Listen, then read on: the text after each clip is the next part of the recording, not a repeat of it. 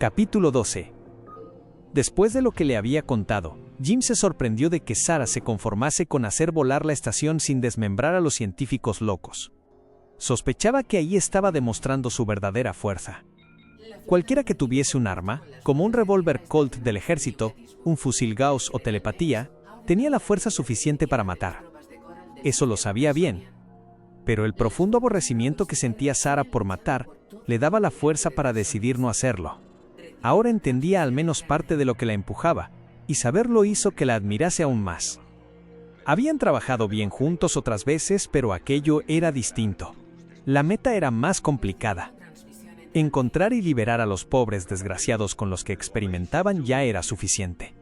Pero también tenían que encontrar a los hombres y mujeres decentes mezclados entre esos psicópatas y liberarlos junto con las víctimas. Y plantar los explosivos para hacer volar aquello.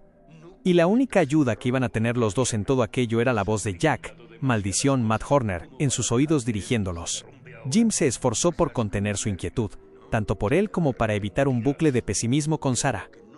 «Lo sé», dijo Sarah, volviendo a leer sus pensamientos, «es difícil. Y yo lo estoy poniendo más difícil. Pero sabes que tengo razón». Jim asintió.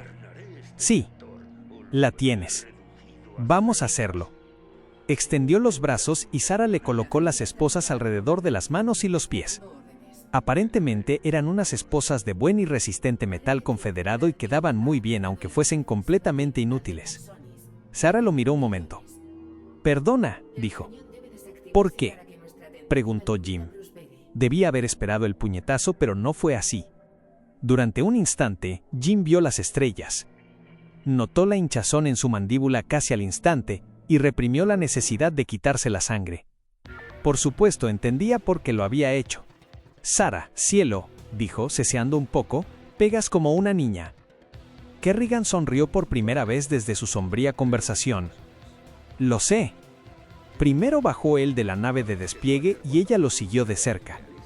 Un hombre mayor con bata blanca y canas perfectamente peinadas los esperaba en la zona de atraque. Con él había dos guardias armados y todos parecían emocionados. «Dr. Orville Harris», dijo, extendiendo la mano hacia Sarah. Jim conocía el nombre. Aquel era el mandamás del matadero, el científico jefe que supervisaba cada uno de los horrores y conocía todos los oscuros secretos. El que daba todas las órdenes. Sarah miró la mano extendida y apretó las suyas detrás de la espalda. «Yo no doy la mano», dijo finalmente. «Ah», dijo Harris con una sonrisa forzada. «Por supuesto que no». El doctor volvió su atención a Raynor, mirándolo de arriba a abajo como si fuese un animal trofeo al que habían llevado para inmolar. Lo que Jim suponía que sería si todo aquello hubiese sido real. «Me gustaría inspeccionar las instalaciones antes de entregarle en custodia al convicto 493», continuó Sarah. «Por supuesto», dijo Harris. «¿Debo agradecerle que me haya traído este trofeo, agente?» «¿Soy un fantasma?», dijo Sarah. «¿No tiene por qué saber mi nombre?» «Y estos matones», continuó, su amplia boca convertida en una mueca de desprecio, «que se vayan, por favor. A menos que usted crea que no puedo encargarme de un prisionero esposado». Jim reprimió una sonrisa. Estaba manipulando a Harris magistralmente. Aquel tipo prácticamente se estaba desinflando ante sus ojos. «No, no. Por supuesto que no pretendía insinuar eso. Márchense, caballeros. Por aquí, agente». «Agente». La puerta se abrió, y los tres, Kerrigan, Raynor y Harris, entraron en el pasillo. Solo salieron dos. Jim colocó el cuerpo de Harris en un rincón y le quitó una pequeña pieza rectangular de la inmaculada bata blanca, antes de meter dentro una de las pequeñas bombas parpadeantes del tamaño de medio puño de Jim. Habría muchas más y todas serían activadas al mismo tiempo. Era, pensó Jim, muy pequeña para ser tan letal. Algo que provocaba tanta destrucción tenía que ser mayor, más imponente. «La tengo», dijo, mostrándole la llave a Sarah. Esta asintió sin mirar siquiera el objeto. Sarah era ahora como un depredador a la caza, completamente concentrada en la tarea que tenía delante. Su rostro tenía la expresión que Jim estaba aprendiendo a reconocer que significaba «estoy escuchando pensamientos», agudamente concentrada y extrañamente distante al mismo tiempo. «Bueno, Matt», dijo Jim en voz baja. Harris ya ha caído, tenemos su llave y nos dirigimos hacia el sur por uno de los pasillos. Sarah, por supuesto, conocía la planta de la estación, pero de este modo podía concentrarse por completo en otras tareas. Si no tenía que pensar en dónde girar, podía estar atenta a los pensamientos y preparada para cualquier ataque. «Sigan adelante», dijo la voz de Matt en su oído. Sarah tenía un auricular parecido y también oía a Matt. «Hay una puerta a unos 10 metros que lleva a una zona de mayor seguridad. No hay guardias, y la llave de Harris debería permitirles entrar sin problemas». «Ya la veo», replicó Jim. Pasó la llave y la puerta zumbó y se abrió. «Estamos dentro». «Muy bien», dijo Matt. «Luego hay 3 puertas, 2 a la derecha y una a la izquierda. Las 2 de la derecha son un laboratorio y una oficina. Traten de no llamar la atención.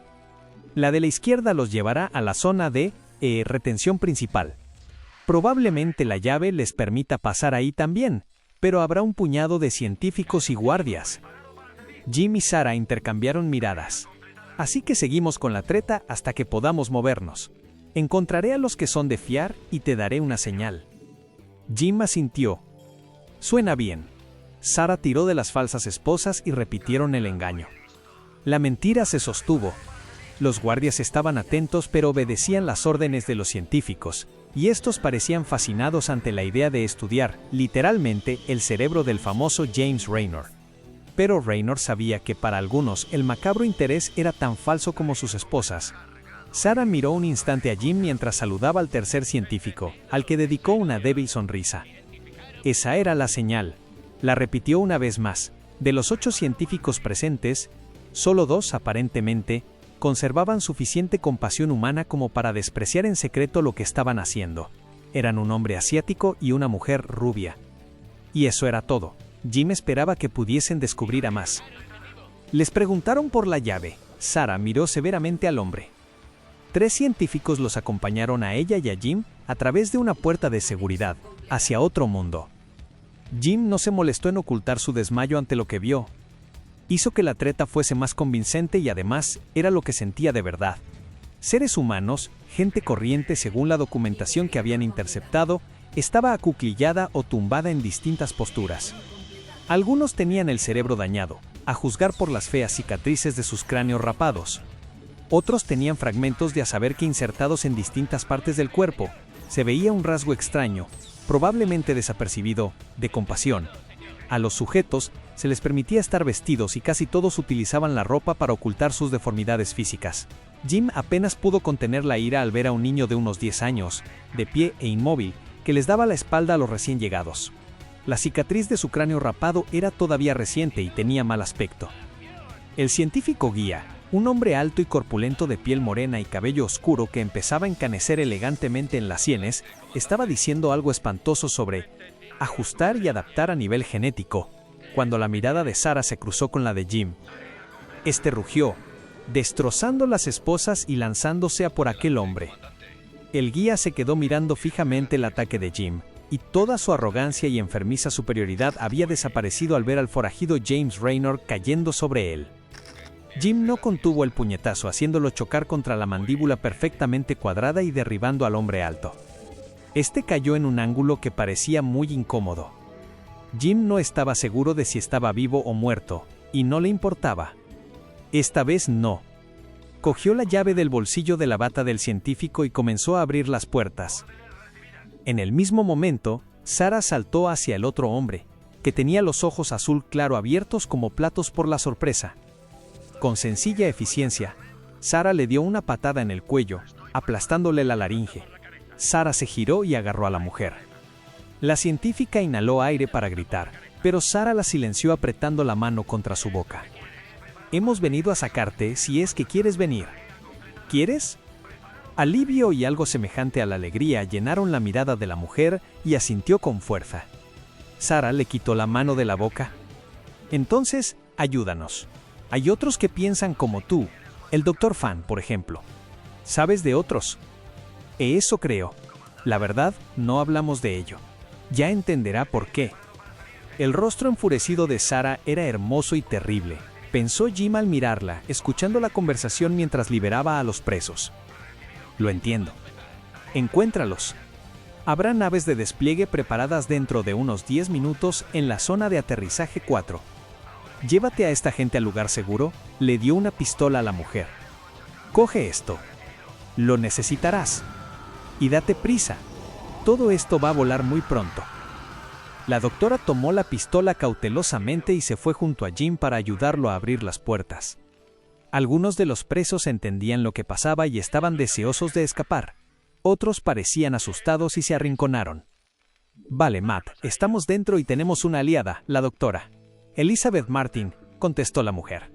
Elizabeth Martin, dijo Jim, va a encargarse de este bloque celdas y ponerse en contacto con sus amigos. Oído, dijo Matt. Ahora, los guiaré a la siguiente sección. Jim se volvió hacia Sarah y la encontró arrodillada junto al científico que Jim había noqueado. Le metió la bomba en el bolsillo de la bata, se levantó y se volvió a Jim. Vamos. En total, había 4 zonas de celdas. Para cuando Jim y Sarah llegaron a la última nave de despliegue y corrieron a bordo, 44 sujetos de experimentos habían alcanzado la libertad junto a 13 científicos que habían aprobado la inspección de Sarah. Matt los mantuvo atentos a todo, alertándolos cuando los habían descubierto y guiándolos hacia salidas desconocidas, 2 veces justo a tiempo. Sarah plantó un reguero de bombas a su paso, a veces dejándolas en el suelo sin más. Cuanto más veía Jim de ella y de la estación, de los científicos y de los experimentos, más lo entendía. Y más de acuerdo estaba con la decisión de Sarah. Tenía que acabarse ahí, todo lo que pudiese acabar. Había más instalaciones, más científicos. Pero aquella rama en concreto del espantoso árbol de las experimentaciones y la tortura quedaría cercenada. Para siempre. Sarah tenía algo en la mano mientras plantaba la última bomba. Jim no tuvo que preguntar qué era. Lo sabía. En vez de eso preguntó. ¿Cuánto tiempo? 5 minutos, dijo Sarah. Sí que te gusta apurar al máximo, querida. Lo conseguiremos. Y así fue. Apenas. La última nave de despliegue que los llevaba a ellos, a 4 científicos y a 6 presos, todavía estaba ascendiendo cuando la estación explotó. Las bombas detonaron en una pequeña cadena de destrucción, desde la primera colocada en el cuerpo del Dr. Harris a la última soltada apresuradamente sobre una mesa. Fue una serie de cegadores destellos de grandes llamaradas anaranjadas. 20 segundos después de que la primera hubiese estallado, lo único que quedaba era el negro armazón del edificio y las hambrientas llamas devoradoras. Sarah miraba atentamente, sus ojos fijos en la escena. Jim había esperado ver furia justiciera o alegría. En su lugar vio algo que no había visto antes en ella. Sarah Kerrigan tenía una expresión de calma. Había hecho lo que era necesario y no se arrepentía. Las palabras le salieron de un modo totalmente inesperado. ¿Sarah? ¿Qué te parece si vamos a tomar unas copas de verdad cuando volvamos? 2504. Una vez Matt se había deslizado por la entrada, poniéndose de lado para poder hacerlo, entró en una zona ligeramente más abierta e iluminada solo por la luz que se filtraba por la entrada. En agudo contraste con la aleatoria construcción del entorno exterior, aquel lugar había sido construido de plastigón. Parecía una pequeña habitación. Valerian bloqueó la luz un instante y se puso al lado de Horner. Aquella pequeña antecámara parecía ser todo, pero ambos hombres sabían que no era así. «Empiece a buscar una puerta», dijo Matt. Valerian comenzó a examinar las paredes. Horner se colocó en cuclillas y golpeó ligeramente el suelo, buscando con los dedos la pequeña abertura que indicase la presencia de una puerta. Se oyó un mido metálico y se puso en pie de un salto al tiempo que una luz formaba un cuadrado en el suelo de plastigón. El cuadrado se deslizó hacia atrás y aparecieron 4 hombres, todos con la insignia de mira y apuntándolos con armas muy grandes. Valerian y Horner levantaron las manos a la vez. «Matt Horner y el señor Kumpo», dijo Matt enseguida. Al reconocerlos, bajaron las armas. «Maldita sea, chaval», dijo uno de los hombres. ¿Es que la jefa no te dio la señal? Valerian miró socarronamente a Matt, que sacudió la cabeza. Maldita mujer. Era el epítome de la astucia en los negocios y el sentido práctico, excepto estando con él, cuando de repente se volvía, como decirlo, traviesa y juguetona. No, dijo pesadamente, no me la ha dado. Bueno, los estábamos esperando, así que bajen. Tan repentinamente como habían aparecido, desaparecieron. Horner y Valerian lo siguieron por una escalera que no tenía nada de tecnología y aparecieron en un mundo de alta tecnología. «Me llamo Gary Crane», dijo uno de los hombres que los había apuntado con un arma no hacía ni 2 minutos. Era alto, delgado y de cabello negro lacio. Tenía los ojos rodeados de patas de gallo y el color era difícil de distinguir en la luz artificial. Se supone que les tengo que enseñar esto y llevarlos a la sala privada de comunicaciones. Incluso un príncipe heredero buscado y el marido de Mira necesitaban guardias aparentemente. Horner no puso pegas. Era sin duda el procedimiento estándar, y mientras Valerian consiguiese hacer lo que había ido a hacer, le parecía bien obedecer el protocolo. «Este es el centro de operación de Mira», dijo Crane, indicando las paredes cubiertas de luces parpadeantes, botones, clavijas y pantallas. «Es un poco arriesgado ponerlo todo en el mismo sitio», comentó Valerian. «No tanto como se podría pensar», dijo Crane. «Todo tiene su duplicado. Si alguna vez se hacen con este lugar, o lo destruyen, podría hacer todo lo que necesita hacer desde otro sitio. Sencillamente, es práctico tenerlo todo en un sitio». Les dedicó una sonrisa. «Además, si hubieran sido de los malos y no hubiésemos conseguido mataros al principio, las medidas de seguridad de aquí abajo los hubiesen despachado en segundos». «Eso me lo creo», dijo Matt. «Vamos, síganme. Está todo preparado para ustedes». Los guió por la zona principal hasta una de 6 puertas. Aquella sala estaba completamente falta de cualquier comodidad. Estaba de hecho completamente falta de todo excepto de una solitaria consola que había en el centro. «Aprieta este botón de aquí. Generará un código aleatorio». «Teclea el código aquí», dijo, señalando varios puntos de la consola. «Abrirá un canal seguro para hablar con quien quieras. Tienes 6 minutos para hablar antes de que el canal se reconfigure solo. Después de eso, tendrás que esperar otros 47 minutos para volver a intentarlo». «¿Entendido?», replicó Valerian. «Seré breve». Miró fijamente a Crane, que lo miró inexpresivo por un instante y luego dijo: «Ah, ya. Estaré fuera. Gracias». Cuando la puerta se hubo cerrado tras Crane, la pantalla, con grano y distorsionada, parpadeó rápidamente un instante y luego se estabilizó para mostrar el rostro de un anciano de aspecto distinguido. Tenía la presencia erguida e imponente de un oficial militar de una época pasada, incluyendo el pelo blanco, el bigote de morsa y una pequeña mosca en la barbilla. Los ojos, agudos incluso vistos en el holograma de poca resolución, se fijaron por un instante en Valerian. Los entrecerró y de repente las pobladas cejas se movieron hacia arriba. «¿Príncipe Valerian?», preguntó el doctor Emil Narud. El príncipe heredero sonrió e hizo una inclinación formal. Él mismo dijo, aunque me temo que un poco arrugado: «Eso es quedarse corto. Pero, mientras esté a salvo, bien podría tener el aspecto del mismísimo diablo. Me han hablado de una batalla que ha enfrentado a naves del dominio contra otras naves del dominio. No resultó difícil concluir qué había pasado. ¿Su padre? No lo sé», dijo Valerian, poniéndose serio. «No aprobaba mi decisión, como puede imaginar. El White Star sufrió muchos daños. Nos fuimos antes de saber cuál había sido el resultado final de la batalla. Estoy seguro de que, si está vivito y coleando, empezará a perseguirnos otra vez». La expresión de Narud, ya complacida y aliviada de antes, mostró aún más placer. «Si habla en plural, asumo». «Sí. Lo conseguimos. Sarah Kerrigan está viva y en gran parte libre de la infestación». «¿En gran parte?». «Bueno, lo entenderá una vez que venga aquí. Obviamente yo no puedo acudir ahora a la base principal de Moebius. Mi padre estará observando. Usted va a tener que venir hasta nosotros. Parece que hay en ella algunos aspectos, genéticamente hablando, que no se han transformado completamente. Espero que pueda ayudarnos con eso». Y, añadió Valerian, «no está demasiado bien. Tenemos que llevarla a nuestra base de refuerzo y deprisa, o me temo que la perderemos». La ligereza desapareció. De repente, Narud era el frío profesional.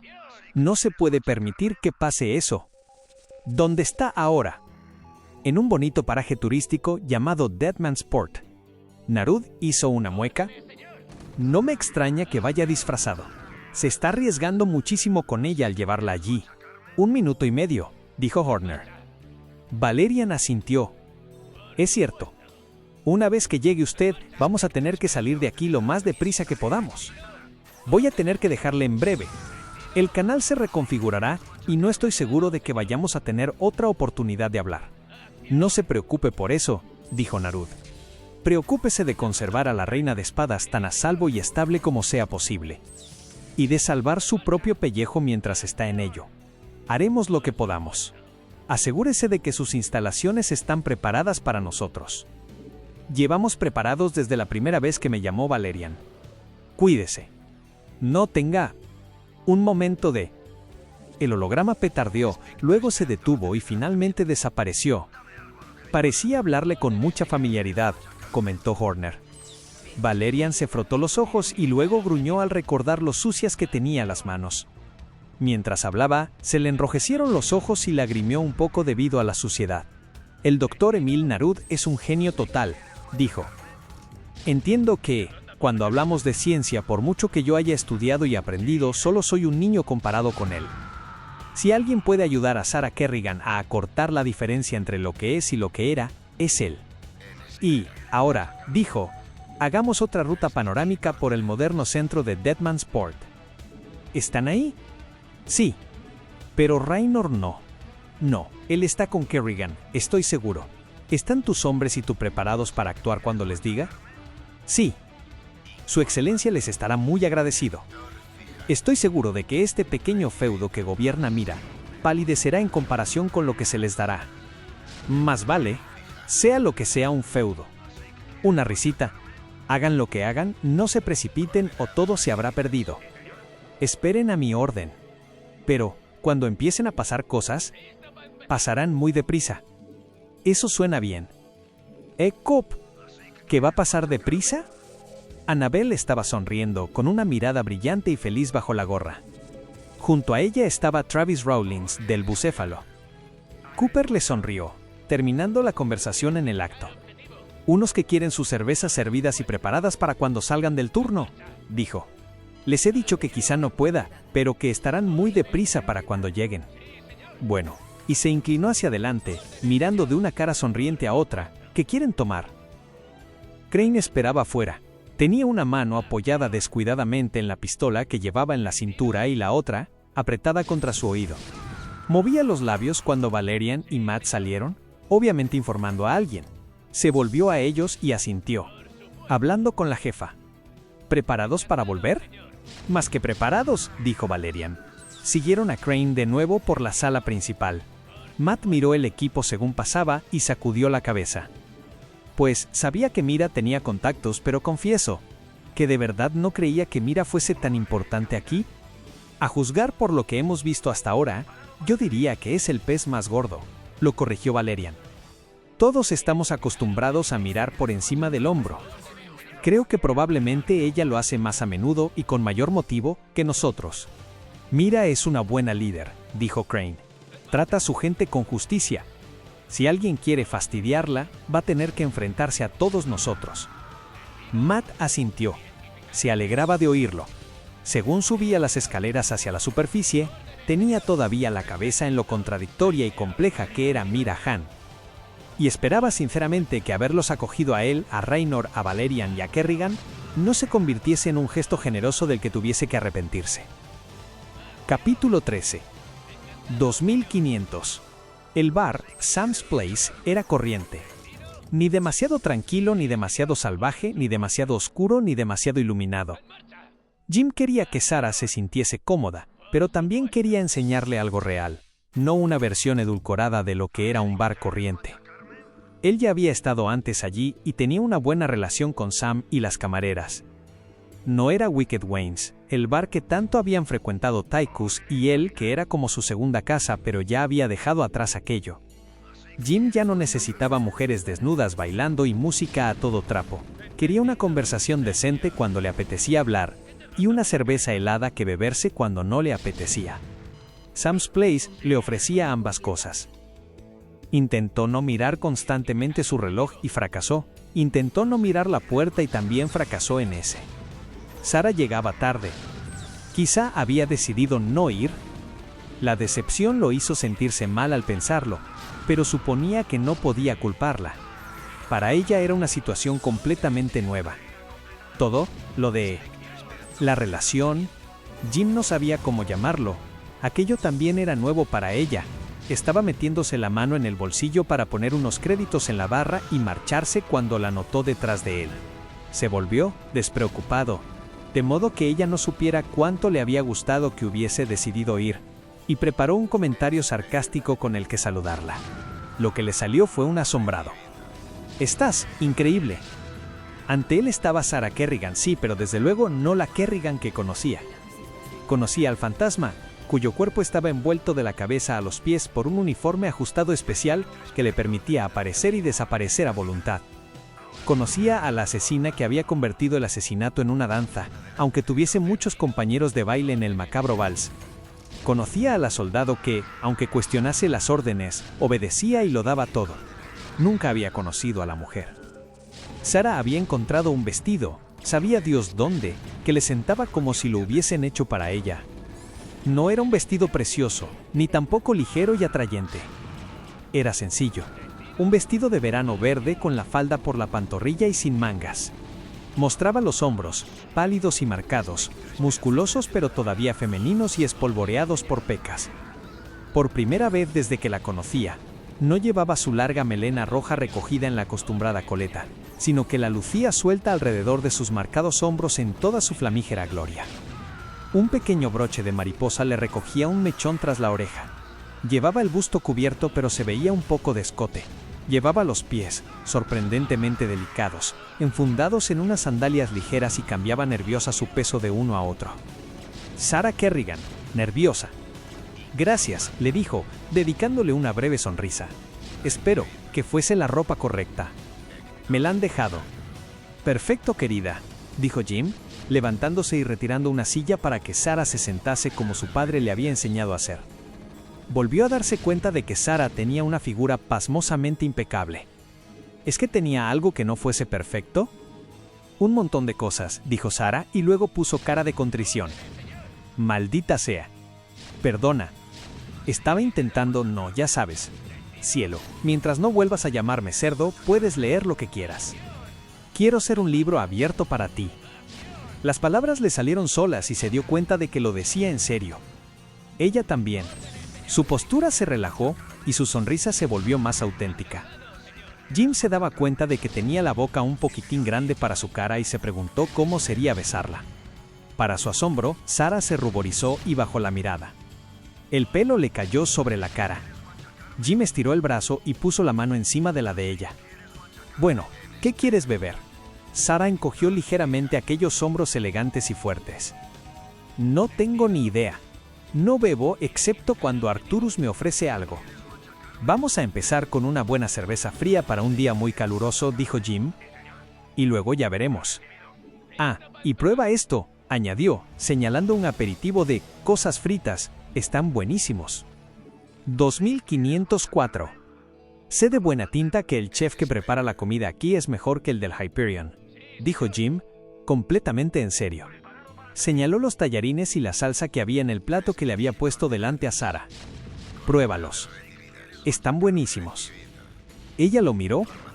«Eres muchas cosas, Jim Raynor, pero chef no es una de ellas. Y recuerdo que me dijiste lo mismo una vez sobre otra cosa. Probablemente no debería fiarme de tu gusto culinario». Había odiado aquellas cosas fritas. Jim sonrió, complacido de que se acordase. Quizá ella también estaba recordando los buenos momentos de su pasado. No había habido muchos, no habían tenido tiempo de hacerse con muchos buenos recuerdos, pero para él eran indescriptiblemente valiosos. Parecía que ella también los valoraba. «Bueno, quizá», concedió Jim, dedicándole una sonrisa sin pretensiones. «Pero no puedes discutir que lo he preparado con más cuidado de lo que lo hacen en el bucéfalo». «Bueno, eso es cierto». Sarah observó cautelosamente la comida y le dedicó a Jim una mirada que era a partes iguales diversión y repugnancia. «Oh, vamos, es comida de soldados y sé que ya la has probado antes», protestó fingiendo sentirse insultado. Luego, cediendo, dijo: «Sí, es bastante mala, pero es lo mejor que he podido encontrar aquí. Pero espera a que estemos de vuelta en el bucéfalo. Me imagino si la comida de allí es lo bastante buena para Valerian, probablemente sea condenadamente buena». considerando lo arrogante que es con las cosas que bebe. No era lo mejor que podía haber dicho. La sonrisa de Sarah, que ya era débil, se desvaneció por completo. Sin embargo, ella se esforzó por incorporarse. Él la ayudó, con las manos bajo los brazos de ella. Antes eran fuertes y musculosos. Ahora parecían simplemente delgados y blandos, y Jim sintió otro aguijonazo que ya empezaba a resultar familiar. Tenía que conseguir ayuda, ayuda de verdad. Y pronto. Ya está, dijo Jim. Sarah no hizo ningún esfuerzo por comer y sencillamente se quedó mirando la comida. Le daba vueltas a la comida, verdaderamente poco agradable. Jim la contempló durante unos 5 minutos en silencio y luego dijo: «Querida, no es un solomillo, pero tienes que comer». Sarah se encogió de hombros y luego, como un niño malhumorado, se metió una cucharada de comida en la boca. Jim luchaba contra la frustración y el miedo. Pudo contenerlos durante otros minutos y luego saltó. «Sarah, tú no eres nada tonta, pero tengo que decirte que estás aquí sentada haciendo unas cuantas tonterías. Sabes que tienes que comer, pero no haces más que darle vueltas a la comida en el plato. Sabes que en algún momento tendrás que hablar con alguien sobre lo que ha pasado o vas a reventar. No puedes matarte de hambre y reprimir todo lo que ha pasado. Vale, entiendo que no eres de la clase de personas que se sienta a hablar con un loquero, pero yo hubiese dicho que, después de todo por lo que hemos pasado juntos, creerías que yo sí era alguien con quien podías hablar. Una vez lo creíste». Al principio Sarah no contestó, se quedó sentada con la mirada gacha. A Jim verla así, tan indiferente, tan apática, lo inquietaba más de lo que quería reconocer. Ella, que había sido todo fuego y pasión, contenida y controlada quizá, pero... «Sarah». Kerrigan estiró la mano y apretó la de Jim con fuerza. Él le devolvió el apretón. Casi al mismo tiempo, ella lo soltó, apartó la comida y volvió a tumbarse. Se hizo un ovillo, dándole la espalda. «¿Sarah?» «No tengo hambre, Jim». «Vete. Me gustaría estar sola un rato». Jim sabía que aquello no podía ser bueno. Sabía que lo estaría pensando. Y sintió una punzada de culpa, sabiendo que al mencionar su cita le había refrescado el recuerdo. No podía llegar a ella, no podía ayudarla. Era como tratar de llegar a alguien que está a punto de caer. Ella tenía que agarrarlo de la mano para que pudiese apartarla del precipicio, y no parecía capaz. O quizá no parecía la dispuesta. Jim se cubrió la cara con las manos un buen rato, esperando contra toda esperanza que Sarah se girase y dijese algo. Los únicos sonidos eran el débil zumbido del equipo médico y el tenue, casi imperceptible, goteo de los fluidos de la vía intravenosa. No dijo nada al levantarse y salir. No sabía dónde iba a ir y tampoco le importaba. Sencillamente dejó que los pies lo guiasen por la gran mansión que había pertenecido a Scooter O'Bannon, y ahora a una diablesa de pelo rosa. Recorrió los pasillos, con los puños en los bolsillos, la cabeza gacha y sin ver nada de la casa que una vez fue hermosa. Ni siquiera vio a Tychus. Solo veía a Sarah, yaciendo en sus brazos con la piel tan pálida que casi relucía en la débil luz. 2500, continuación. Habían hablado, habían bebido cerveza, se habían reído y habían comido y, cuando se hizo tarde y Sarah se terminó la última cerveza y dijo: ¿y ahora qué? Jim no había dudado en limitarse a extender la mano en silencio. Sarah no se había emborrachado. Jim no podía imaginarse a Sarah Kerrigan permitirse nunca dejarse ir tanto como para emborracharse. Pero había permitido que el alcohol la relajase. Había bebido lo suficiente como para que las mejillas y los ojos tuviesen un brillo que Jim no había visto nunca, y le había regalado su risa, musical, grave, más genuina que la risa de cualquier otra mujer, excepto la de Liddy. «Liddy, te quise. Siempre te querré.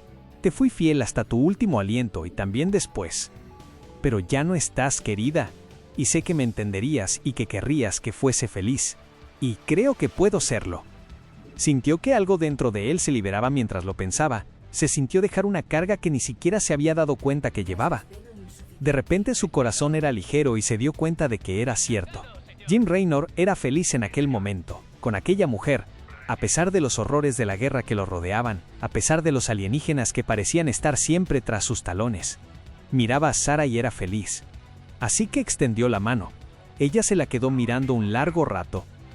Parte de la sencilla diversión se desvaneció mientras pensaba si dar un paso que convertiría una noche agradable en otra cosa. ¿El qué? Ninguno de los dos lo sabía. ¿Un fin? ¿Un principio? Y puso la mano en la de Jim. Raynor no encendió la luz del pequeño cuarto que le servía de habitación. Las débiles luces de seguridad siempre estaban encendidas, para que en caso de emergencia pudiese encontrar la salida con facilidad. Ahora bañaban el sencillo cuarto con una agradable luz azulada. Cerró la puerta, apoyó a Sarah contra ella y se inclinó para besarla. Ese su primer beso, fue un beso dulce, suave e inquisidor. Ella era inexperta, tímida, torpe. Ella, que era el epítome de la gracilidad y de los movimientos precisos.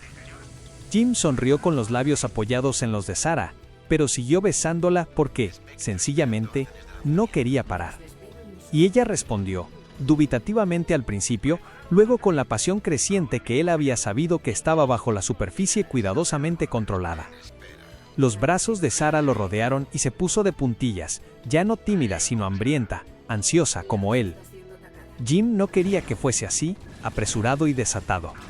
No la primera vez, de modo que la frenó, dulce pero firmemente, haciéndola entender que ella podía recibir además de dar, enseñándola que la paciencia tenía su recompensa. Fue ella quien interrumpió el dulce silencio posterior. «¿No la ves?», dijo, en voz tan baja que él apenas la entendió. No era una pregunta, era una afirmación. «¿Que no veo el qué, querida?», le susurró. Ella tenía la cabeza apoyada en su ancho pecho, con el oído pegado para poder oír el latido de su corazón y su pelo, tan suave como seda roja, los cubría a ambos. Los dedos de Sarah recorrían suavemente la piel de Jim, tiernamente. Su pasión estaba saciada por el momento, pero obviamente seguía queriendo tener contacto con él. No se movió para mirarlo. No le respondió enseguida, pero luego dijo en el mismo tono casi inaudible: «La oscuridad que está dentro de mí». Su voz se detuvo. Jim quiso abrazarla con fuerza, pero se frenó. Ella era como un animal salvaje, lista para saltar si él hacía el movimiento equivocado. Se cerraría si Jim le insistía demasiado. Siguió acariciándole el brazo, notando que había más, y tras un momento Sarah continuó: «Me asusta a veces. Es tan fuerte y tan poderosa». «Todos tenemos luz y oscuridad dentro de nosotros», dijo Jim en voz baja. «Yo he hecho cosas que algunas personas dirían que son bastante chungas. Y sé que tú también. Pero cielo, ahora tienes libre albedrío. Tú elegiste aceptar la cita de esta noche. Elegiste, y me elegiste a mí. Y te juro por todo lo sagrado y por unas cuantas cosas que no lo son, que todo lo que veo en ti ahora mismo es una luz tan fuerte y pura que no puedo apartar la mirada». Sarah levantó la cabeza. Sus ojos brillaban en la débil luz mientras buscaba la mirada de Jim. Muy probablemente estaba leyéndole la mente. A Jim no le importó. Quería que lo hiciese. Quizá entonces ella se vería tal como la veía él. Sonrió amablemente, levantando una mano para acariciar esa seda roja, y se llevó un mechón a los labios. «Sé que eso es lo que ves», dijo Sarah, «y no creo que lo descarte, pero tú no estás aquí». Se tocó la cabeza. «¿Yo sí? Esta oscuridad. Jim, necesito que me prometas una cosa». «¿El qué?». Sarah tragó saliva. Jim notó que nunca había sido más vulnerable ante nadie de lo que lo era en aquel momento, y la idea hizo que su corazón se sintiese de repente muy, muy lleno.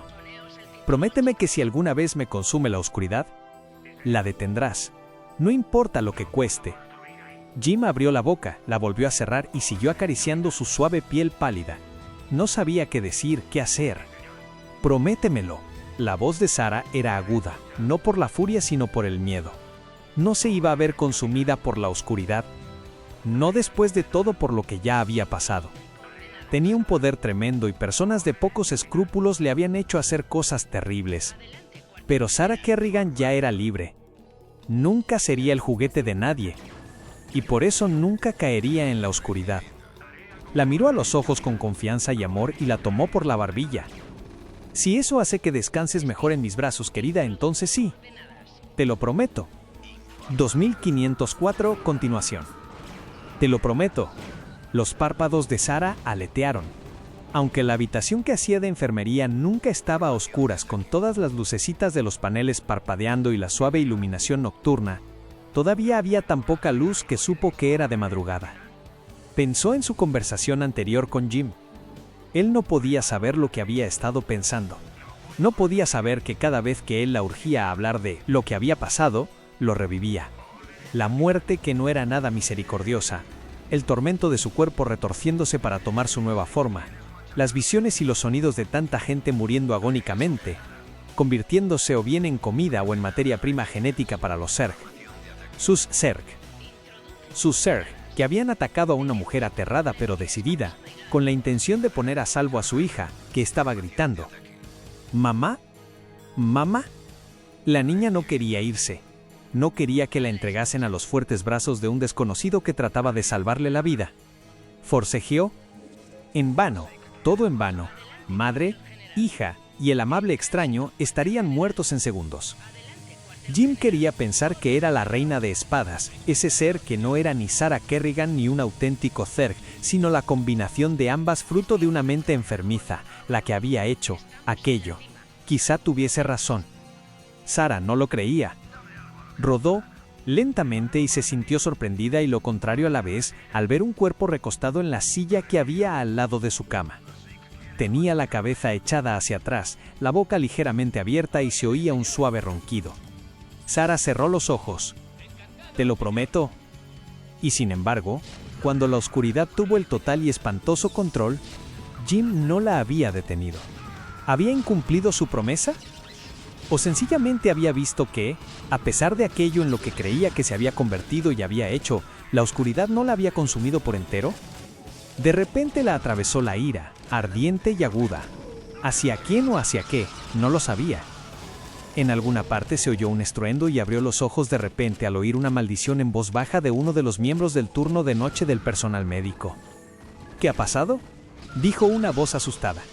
No tengo ni idea, dijo otra. Sarah lo sabía. Lo había hecho ella. Había sentido cómo su ira escogía al azar algo de la habitación, aunque no lo supiese, y se había concentrado en ello hasta que... ¿se cayó? ¿Explotó? Jim se despertó al instante, alerta y preparado, la mano dirigiéndose hacia la pistola del costado. ¿Estás bien? Una pregunta complicada, pensó Sarah, pero asintió.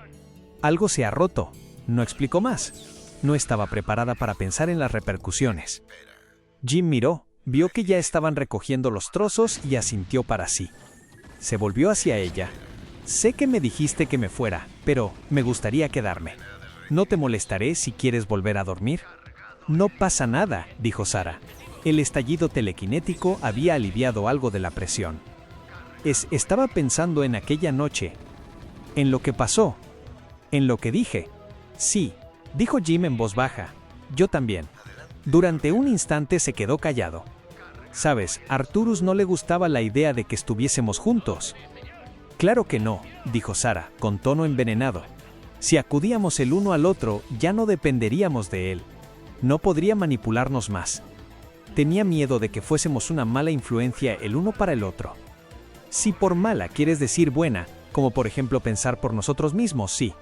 Prácticamente fue lo que me vino a decir después de que uno de sus espías te viese saliendo de mi cuarto. Sarah se quedó inmóvil, como si estuviese escuchando con todo su cuerpo.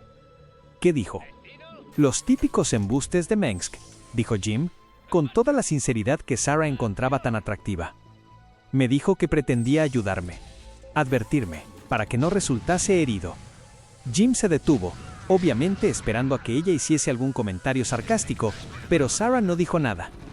Me dijo que no eras la clase de mujer de la que un hombre como yo debería enamorarse, que no eras una niñita inocente que necesita que la rescaten, sino... Se detuvo en seco. A Sarah no le hacía falta ser telépata para saber lo que había pasado. Jim todavía estaba medio dormido y no había pensado lo que estaba diciendo. Sigue, le dijo. No tiene importancia. Solo ve, ya sabes lo que te he dicho, sus cosas. Jim, ¿qué dijo? Raynor suspiró. Dijo que eras un arma. Un monstruo. Peligrosa. Ya veo. Creo que fue la primera vez que entendí que no podía fiarme de ese bastardo. Tenía razón. Bueno, sí, en cierto sentido. No te lo voy a discutir. Se te adiestró para que fueses un arma peligrosa, Sarah, y así es como él te utilizaba. Y, cuando empezaste a pensar por ti misma, a poner en cuestión sus órdenes y a entender lo mala persona que podía ser, eras un arma que de repente ya no disparaba donde él apuntaba. Eras un arma que se podía volver contra él. Por eso intentó deshacerse de ti. Y fue entonces cuando se creó al monstruo, se inclinó hacia adelante y la tomó de la mano. Pero un Mengsk me ha dado el poder para deshacer lo que hizo otro. Vuelves a ser Sara, querida, y no pienso volver a dejarte. Nunca.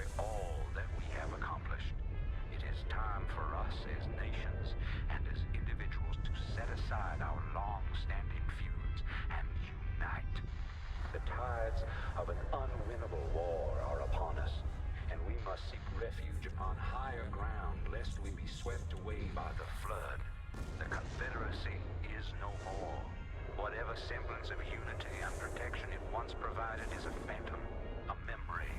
With our enemies left unchecked, who will you turn to for protection? The devastation wrought by the alien invaders is self-evident. We have seen our homes and communities destroyed by the calculated blows of the Protoss. We have seen firsthand our friends and loved ones consumed by the nightmare Zerg. Unprecedented and unimaginable though they may be, these are the signs of our time. The time has come, my fellow Terrans, to rally to a new banner. In unity lies strength. Already many of the dissident factions have joined us. Out of the many, we shall forge an indivisible whole, capitulating only to a single throne.